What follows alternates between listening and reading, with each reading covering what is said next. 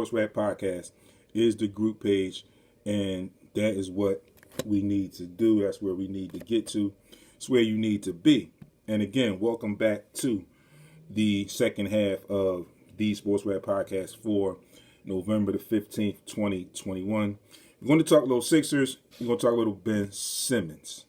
George, thanks for coming back in with me. So first, let's talk Sixers. And I understand Robert Reeves. Thanks for tuning in as well. We are definitely in a little rut right now.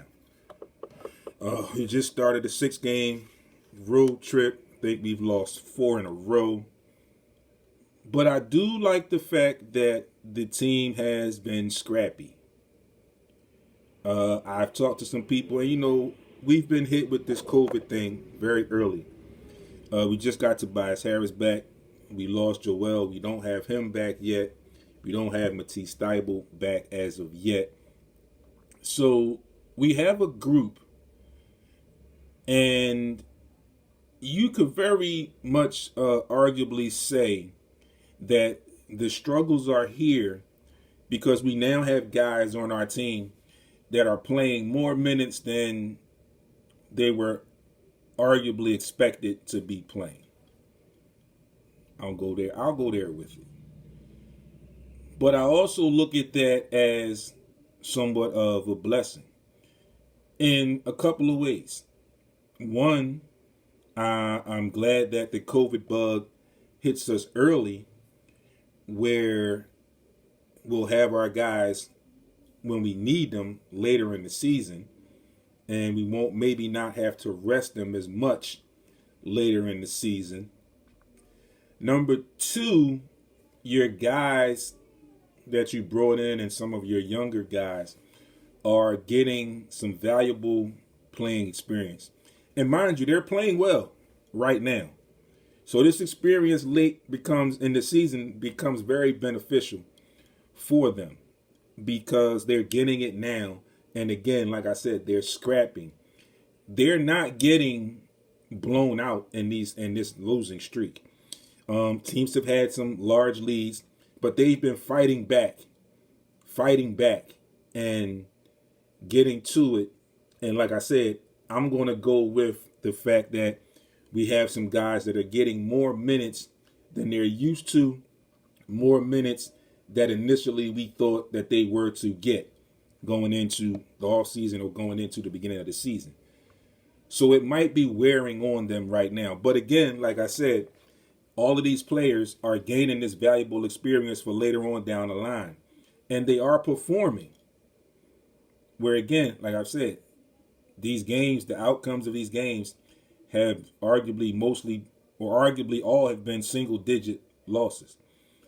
Again, teams have had large leads in these games. The Sixers have had some large leads. But we're down our best player. We're not even going to get into talking about the other guy as of yet. We'll talk about him a little bit later. But we had some guys out. Tobias is just coming back. And listening to the coach, he struggled a little bit with the COVID, so he's got to get his legs back and get back into a rhythm. I think you started to see that the other night against Indiana, where he left the floor with 32 points. So he's getting back. And one of the things I also noticed about that game against Indiana, the missing of JoJo was very, very big for the Indiana Pacers. Bennett, what's going on? Thanks for tuning in. When you miss JoJo and you play a team like Indiana with Miles Turner and Domantas Sabonis, those guys don't get the banging and the jostling as much without JoJo there that they would get if JoJo was there. And they get to freelance a little bit, if you will, a little bit more on the defensive end. They can take breaks and they can gamble a lot more on the defensive end. Robert Reeves says Maxey has been looking real good. We just have to learn how to finish games without Embiid. Yeah, like I said, Rob, good point, Rob. Maxey has been playing extremely well. Almost makes you forget about the other guy. I said almost. But I've also said in regards to Maxey, with the coaching staff that he has, who he gives praise to, in Doc Rivers and Sam Cassell, who the other guy had the same coaches, but didn't improve much. And we see what Maxey. I'm sorry, I'm just talking out loud, but I'm just giving you some stuff, and I'm sure you understand what I meant when I just said that. But a lot of things that I've been saying, or one of the things I've been saying to a lot of people in regards to Maxey and his play right now, is I think he's going to be really, really good once he truly gets the hang of, or gets an understanding of being an NBA point guard. And his plus will be that he could be an NBA scoring point guard. So I still think he has a little way to go. I'm not complaining about what he's doing. He has been commanding the team. He has been attempting to be a leader on the floor. I've seen it in the dialogue, in the sidebars, where at one point in the Indiana game, I seen him go to his teammates and just reference 2 more stops, or we need to get stops. Be right back in it. We need to get stops. So that shows his leadership traits are there. But again, bottom line, the way he's playing right now and the things that he's picked up so far, once he officially and truly learns and truly begins to understand the NBA point guard position, I think we're going to have a really, really good one on our hands here in Philadelphia in young Maxey. But again, getting back to that Pacers game in the absence of Joel, you have teams now that can focus more on making Tobias in his return, making his shots tougher. With Tobias out, you saw how it affected Seth Curry, where teams would run him off of the three-point line. And arguably, most of the time, his defenders are bigger than him, but there's no deflector there. There's no buffer there as far as in Joel. For a short time, there was no buffer in with Tobias, even with Danny Green with the hamstring. So the struggles are going to come. I'm just glad that the struggles are coming now. But the struggles that we're seeing are good struggles, if you understand basketball. They're good struggles right now because this is valuable experience for these guys down the line. But like Rob said, we have to find ways to close out games without Embiid, because there's going to come a time again, due to rest, or like they like to say in the NBA, load management, where arguably he'll miss a few more games. But I'm actually glad that this COVID thing hit him early, because maybe this will give him some rest and alleviate some rest later on in the season where he can play more consistently. But again, when he comes back, it's going to take a minute from not being able to do anything physically with the team, or physically pretty much in general. It's going to take him a little bit to get his wind up, to get his legs back. But I think he'll be determined, and I think he'll definitely show us what we missed while he was out. And I think it's going to change the complexion and the direction of the way teams will game plan once he's back in the fold. Because again, like I said, you're playing teams now where they are attacking the paint. And although we do have Andre Drummond, who has played phenomenal for us, there is still a difference between Andre Drummond and Joel Embiid. I watched that game the other night, and as I'm talking, I saw and I realized, or I noticed, that without Joel Embiid on the floor, other than the occasional times when we go pick and roll and Tobias Harris gets switched off onto a smaller defender, there's really no low post presence for us when Joel Embiid is not on the floor. There really isn't. I don't know if anybody else has understood that or has anybody else has seen that, but there is really no low post presence for us without Joel Embiid.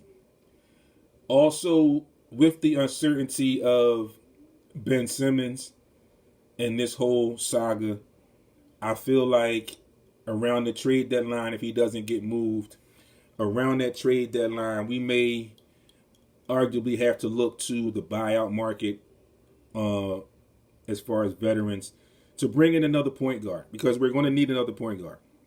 If Ben doesn't come back and play, we are definitely going to need a second point guard. Preferably, in my opinion, a veteran who can help Tyrese Maxey, give him some minutes where he's learning, but now you have a guy in camp or in practices with him.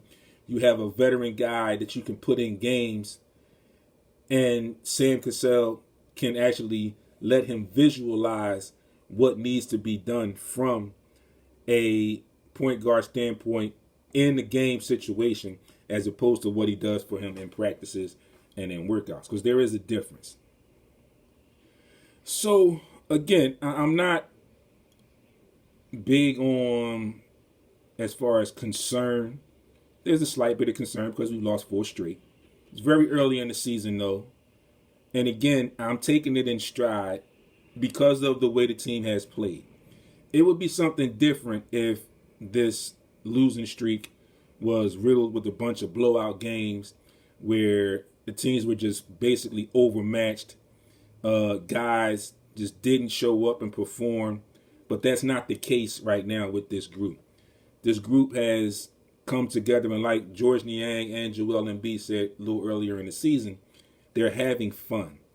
They are trusting each other. And George Niang, in my opinion, was a steal in the free agent market for the way that he's been playing so far. And I think what I said earlier about some guys having to play more minutes than expected, than more minutes than were expected, I think that's hitting him as well right now, because he was playing well. Okay, even the first couple games when Tobias was out, he came in and he played very well. But I think with the extra minutes right now, I think that's taking a little toll on him. And I'm sure we can get through that, because again, like I said, it's only going to make him stronger for later on down the line in the season. So again, the Sixers fans, don't worry too much. Just look at it as a blessing when we're getting hit with this losing streak now. We got hit with the COVID early in the season. So now players will understand a little bit better. Players will deal with it a little bit differently and understand what they went through and what the team went through and be back. And we can get this thing back rolling and, and improve on some things. And leading us into the most recent Ben Simmons saga. Like I said, I figured, at the trade deadline, we can either possibly make a trade for him if anything happens, or we look at the buyout market at that particular point and possibly get a free agent that we can bring in that could help us for the stretch run.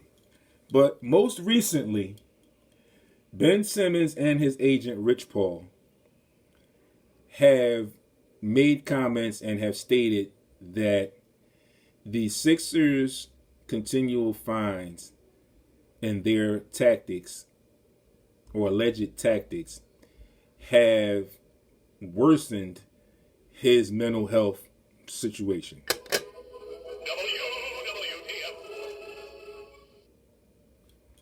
What the Yeah, I gave him the WTF button. Because I don't understand. Let's just backtrack for a second. He allegedly came in. He said he wouldn't want to come first. Then all of a sudden, he got fined a certain amount. Then he just shows up. He comes to practice. Then he gets kicked out of a practice. He claims his back is hurt, his injury. The Sixers doctors examine him and say his back is fine.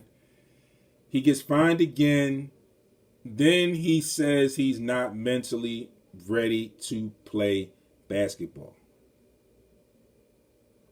Okay, the Sixers say, all right, well, we'll take care of that. We have doctors that you can see, whatever. You don't want to see the team doctors. You allegedly don't trust them.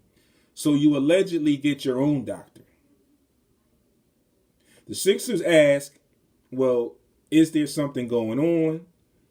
You don't have to go into detail. Just let us know that you are seeing someone. Initially, he didn't want to do that. Then he gets fined again because he has not even been participating in team activities. So we understand you say you're not mentally ready, but you're still under contract, so you still have to come to work. So you still need to come to meetings, film sessions, things of that nature. You have not been doing that. You refuse to sign off or give consent for the alleged doctors that you have been seeing via the NBA Players Association information to the Sixers. And I understand all the HIPAA and all of this stuff. And the Sixers, I'm sure, understand that as well.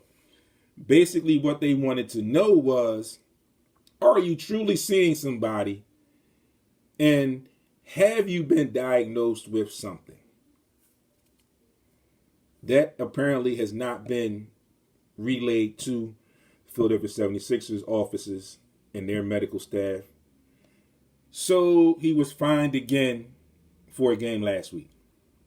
Then he comes out and he says Sixers tactics are worsening his mental health.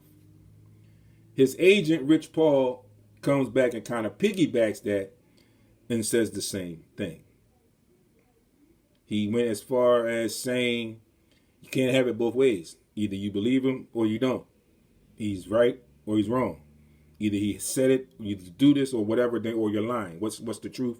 What's going on here? How about you talk to your client and fulfill your contract? It's the only way you're going to get paid. And it's just funny that after the most recent fine, a game fine, which was about $360,000 for one game, and you know how that's going to add up real quick. I mean, hell, 2 games is almost $750,000. 2 games. So now all of a sudden you're saying that the Sixers tactics have somehow, some way, or are somehow, some way worsening your mental health status. Yeah, because they fined you again. And you thought that you had some leverage with using the mental health aspect. You thought that because you told them you were seeing doctors that they were going to lay off. Nah, it doesn't work like that when you're under contract and you refuse to do basketball activities or non-on-court basketball activities. You still are under contract, so there's a need for you to be in and come in and have meetings or be at meetings, be at film sessions, because you're still under contract. So technically you are part of the team. You're just away for these, what you're calling or what you're stating are mental health or mental unreadiness to actually play basketball, which has nothing allegedly to do with you performing or you honoring your contract as to come in and having film session and being at team meetings. So now you want to go into the thing again where now you're getting worse, which again is not helping your value. The Sixers have already told you, and Daryl Morey, president, has already stated that he's willing to go through this the entire year. And this could go on for 4 years. Because there are going to be loopholes, there are going to be ways that the Sixers are still going to be able to fine him when he does not honor aspects of his contract. And also when he is being as stubborn and as childish as he possibly can and not just doing what's simply asked. And then when you get fined again, the money issue is the reason now that you say that it has heightened or has worsened your mental health issues. Again, of course, because you're not getting paid, and you know how much that's going to be if you continue to lose game money when it's $360,000 a game. And like I just said, two games is a little over $250,000, or $750,000 rather. So that's a lot of money being lost. And you thought that the Sixers were just going to be pushovers and let you have your way. It's not the case. They're your employer. If they find a deal that works for them, they'll make a deal. But until they do, this is going to go on. There's been talk about or making references to Daryl Morey just sending him home and fining him. Like, you ain't got to come at all. Just go at home. We'll continue to fine you. If you find a trade partner, we'll make a deal or whatever. If we don't, then we're willing to sit through this the entire season, possibly the next 4 seasons, including this one, which makes the 4th. 4 this season, and then the following 3 remaining on the contract. So, Rich Paul has come in again, and he says, and I'm going to quote, "I truly believe the fines, the targeting, the negative publicity shined on the issue that's very unnecessary and has furthered the mental health issues for Ben. Either you help Ben or come out and say he's lying. Which one is it?" Well, Mr. Paul, if you have not been paying attention, Sixers did reach out and try to help. They did what they were supposed to do. You tell us you're injured, all right, see our doctors, will do a physical, examine you. Findings came back that his back was okay. There's your help there. They got him looked at. He said his back was bothering him. He had some tightness.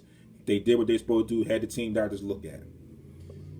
Secondly, you come out and you say you're mentally unready to play. Okay, we'll provide mental health doctors for you within our organization to help you through that. No, I don't trust those doctors. I'll find my own. So where is it in this situation that you figure that they're not trying to help? They've also talked to people, other teams, about trades. But because Ben has played his part in the situation, which Rich Paul mentions nothing about, nothing is to their liking. And again, it's a general consensus business-wise that they will not give him away for peanuts. They will not give him away for cents on the dollar. And it's been made public. So I don't really understand where the targeting statement comes in. The negative publicity shined on the issue. If you want to go there with the negative issues, then there's room to blame on both sides, if you will, for that.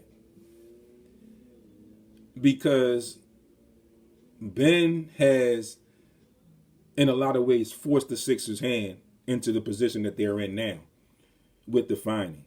They stopped the fining at one point. But then when you don't want to honor your contract, when you don't want to come to work, then the fines start again. You don't want to give us any information.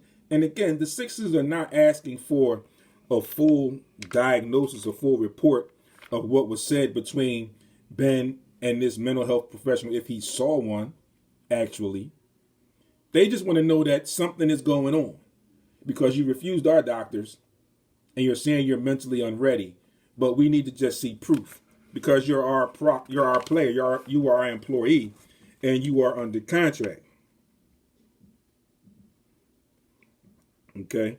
Also, Rich Paul goes on to say, and I quote, "In this case, we have to get Ben help and not put finances above mental health." Well, apparently this is what you guys are doing because You felt like the mental health piece would allow you to see doctors outside of the team and still get paid, which it did for a while. But then there are parameters around that in the CBA where you told them you were not mentally ready to play. Nothing about missing team meetings while you're under contract. Yeah, so there we go with that. Also, Rich Paul says, and I quote again, as an agent, I understand contractual obligations and I hold myself accountable in this business. But if someone is telling you something, we can no longer turn a blind eye in today's world. Okay? The place where we can help Ben get back to his mental strength and get back on the floor, I want him on the floor, playing the game that he loves. I want Ben on the floor, whether it's in a 76ers uniform or any other uniform. That's not up to me, but I want him in a state where he can resume play. We want to cooperate and to work with him back on the floor. So now you're saying that it doesn't really matter to you. It's not really your decision whether he's in a Sixers uniform.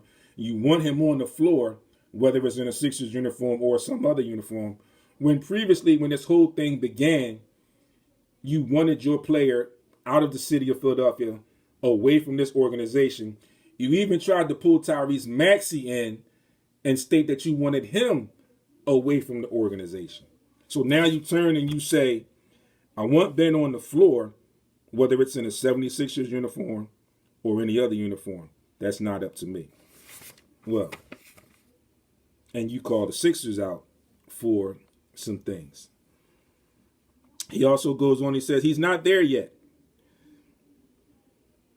on his readiness to play. How can a doctor who has only met with Ben once say Ben is mentally ready to play? So do we keep digging on him or help him? Now that we understand the reluctance from Ben, it all makes sense. There was a shying away from it. If Ben has repeatedly showed behavior that entails he isn't mentally ready to play, embrace it. Support him. We have to remove our ego from it. We all have to take responsibility. Well, that's probably about the most genuine, original, stretching a little bit here, arguably truthful statement that was made by Rich Paul. He also goes into now retracting some words, contradicting what was said prior to, or what was alluded to when the initial stages of this whole entire situation. He now says, I don't think the Sixers are a bad organization. Josh Harris and David Blitzer are great governors. They've done a great job with the organization. But in the beginning, you wanted your player out of Philadelphia. You even tried to pull another player that you represent off of the team. He says, I have respect for Daryl Morey. Ben has a mental issue. Let's support him. I'm happy he got to a place where he realized and accepted help. I understand it's a business, but even in business, you need humanity. Absolutely. So are you saying that the way Ben Simmons handled it is one, business-like, or you could say business etiquette, or humane? He's acting like a whiny brat, and this is no way to conduct business. He also says, I have a great level of respect and love for the city of Philadelphia as someone who loves the game. But this isn't about that. This is about Ben getting back to a place where he can play basketball again. So all this coming out now, because when the players get fined, and we broke this down for you, courtesy of my partner Baldy, when the player gets paid, it's when the agent gets paid. So when he keeps getting fined as a player, it's kind of messing with his money too. So now all of a sudden, you have love for the city. You have nothing against the organization. You even stretched it far and call the owners great governors. But prior to this entire situation, and I'll say it again, you came off as very adamant as to wanting your player out of the city of Philadelphia, not with the 76ers organization. And you also try to bring in another player that you represent and state that organizations in the city should not do any dealings with Tyrese Maxey because I want him out of the city too. Well. What a change a fine or a few fines can bring. I am just waiting for the next stage of this story to pop up because I'm sure that there will be something else to come about in this story because of the way the Sixers are handling it. And I don't think the Sixers are putting a negative light on it.